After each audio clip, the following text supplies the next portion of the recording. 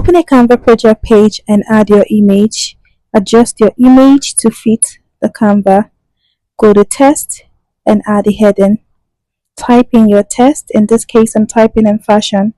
Rotate to 90 degrees. Go to Canva Sun and choose a font and increase the size of your text.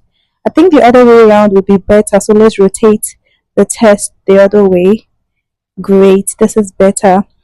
Go to advanced settings and reduce the space between the text.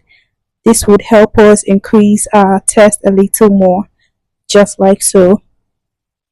Go to colors and change the text color to white. Duplicate your text. Go to effect and choose hollow. Reduce the thickness of your hollow and duplicate your image. Remove the background of the second image. Click on layers and move the second image between the text. And here is the final result. If you enjoyed this tutorial, kindly subscribe, comment, share and like for more.